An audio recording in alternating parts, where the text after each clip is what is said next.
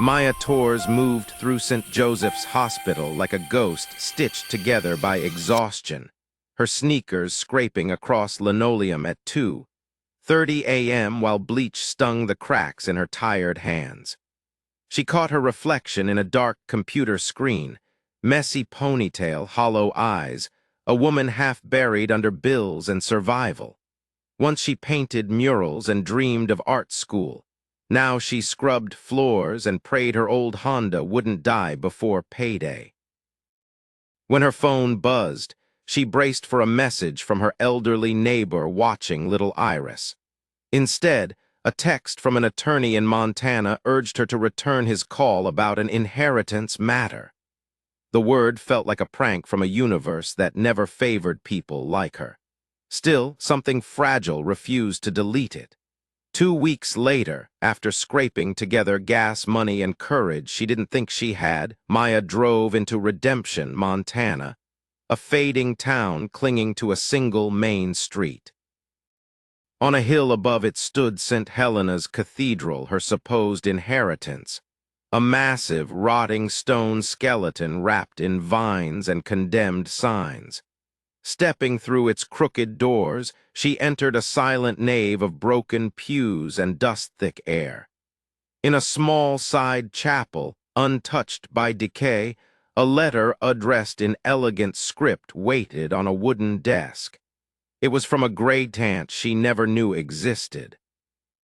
Sister Margaret Rose Torr's letter felt like a voice drifting across decades. She wrote of vows, solitude, and a lifetime guarding something too dangerous to entrust to anyone else. She spoke of Maya's mother, of heartbreak and resilience, of watching Maya from afar with a love she had no permission to reveal. But the warnings struck hardest. Powerful men had hunted for what was hidden in the cathedral, men who threatened, bribed, and manipulated in their obsession to possess it. "In the bell tower," the letter read, "you will find a door disguised as stone. Behind it lies my life's work. Trust your instincts. Be brave." Maya's pulse throbbed as she folded the pages. The cathedral's shadows felt heavier, purposeful. She wandered its forgotten corridors, simple living quarters, a ruined library, a kitchen swallowed by dust, until she found the spiral staircase curling into darkness like a secret waiting to test her resolve. Each step groaned under her weight as she climbed toward cold night air and fractured moonlight. At the top, beneath 4 towering bells, she searched the stone walls until her flashlight revealed a faint, impossible outline of a hidden door and a tiny carved rose tucked into the mortar. Only after racing back to retrieve her aunt's rosary did Maya discover the small circular cavity that accepted the bead like a key. A soft click echoed from deep within the wall. The door swung inward, revealing a lit corridor, a steel keypad, and a final instruction taped above it: "Your birthday." Beyond the keypad lay a world completely separate from the cathedral's decay, a climate-controlled vault glowing with soft, deliberate light. Paintings lined every wall, framed behind glass, each one radiating a beauty so precise it felt unreal. Maya approached the first, a serene Madonna rendered in luminous brushstrokes, the plaque reading Madonna of the Lilies, Sandro Botticelli, 1483. Her breath stuttered. Next came a Caravaggio, then a Monet, a Raphael, a Rembrandt, names she had memorized in community college but never imagined standing inches from. A filing cabinet held appraisal documents confirming values in the tens of millions. The numbers swelled into an impossible sum, over $300 million in total. Maya collapsed to the floor, laughter and terror bubbling together. But tucked inside each file was a handwritten note from her aunt, stolen from Jewish family, Vienna, 1938, looted from Medici collection, 1943, taken from monastery, Poland, 1944. These weren't just masterpieces. They were pieces of history violently severed from their rightful owners. Her aunt had spent nearly 50 years protecting them from disappearing into corrupt hands. Maya pressed trembling fingers to her forehead, staring at a fortune built on loss and silence. When Attorney Bowman called asking whether her aunt had left behind anything valuable, she glanced at the glowing walls and whispered, "No, nothing." Bowman met her the next morning with quiet concern. He explained the cathedral's burdens, $47,000 in back taxes, structural collapse, a demolition hearing in 30 days, and a persistent buyer named Vincent Kellerman who had offered $200,000 for the property as is.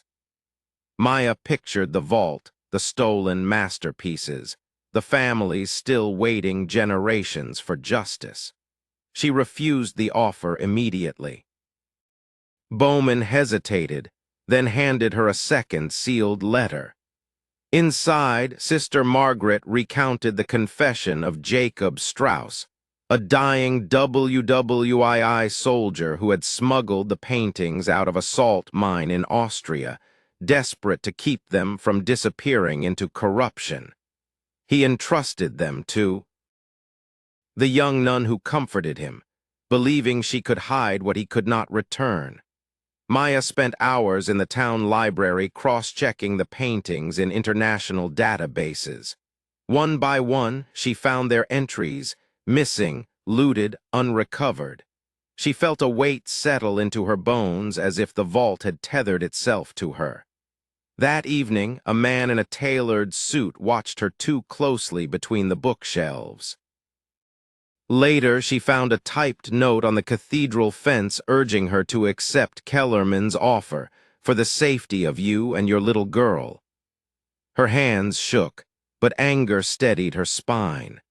She contacted the police, then reached out to art recovery expert Dr. Rebecca Hart, whose work she had admired from afar. Dr. Hart arrived with the precision of someone who lived in the intersection of law and loss. Inside the vault, she examined each painting with sharp, reverent focus, occasionally whispering confirmations under her breath. "This," she finally said, "is the most significant private cache of looted art I've seen." They created an airtight plan, documenting every item, contacting international authorities, and securing expert witnesses before Kellerman learned the truth. But he moved faster than expected. His voice poured through Maya's phone like syrup, smooth, persuasive, dripping with manufactured sympathy. He offered $5 million, then 10, insisting she could secure a better life for Iris by selling the cathedral quietly. "You're tired, Miss Torres," he murmured. "Let me help you." When Maya refused, his tone sharpened into threat. "People who stand in my way don't stand for long." Fear crawled beneath her ribs. Strange cars appeared at night. Footsteps echoed through empty corridors. One evening, armed with nothing but a wooden chair, she prepared to defend herself, only to discover Thomas Reeves, a trusted local who had cared for Sister Margaret and monitored Kellerman's movements. His steady presence reminded Maya she was not fighting alone. Together with Dr. Hart, she prepared to expose the truth and bring justice to the families who had waited decades in silence. The press conference erupted like a wildfire. Cameras flashed as Dr. Hart detailed the discovery of dozens of Nazi-looted masterpieces hidden for decades by a nun determined to keep them from corrupt collectors. When Maya stepped to the podium, she spoke quietly, recounting her journey from exhaustion to inheritance. The world responded instantly, some praising her, some doubting her motives. Kellerman unleashed his legal army, insisting the paintings were abandoned property and accusing Maya of fabricating evidence. Courtrooms across the United States and Europe became battlegrounds. Historians traced each painting's wartime path. Descendants testified to empty dining rooms and memories carved by loss. Documents Sister Margaret had preserved proved irrefutable. Judges dismissed Kellerman's claims one after another. The final ruling declared that the artworks would be returned to their rightful heirs and institutions under international supervision. Maya was officially named custodian of the restitution process, not owner, but guardian entrusted to complete what her aunt began. Outside the courthouse, snow drifted softly as reporters swarmed. "You turned down hundreds of millions," one asked. "Do you regret it?" Maya pictured Iris's smile and the families reclaiming their histories. "No," she said. "Some inheritances aren't ours to keep." Redemption began to heal as the world watched. Volunteers repaired the cathedral's battered bones, patching roofs, restoring stained glass, trimming the wild grass that had claimed the grounds. Donations flowed from across the globe. Small contributions from students, grants from museums, anonymous checks marked only "thank you."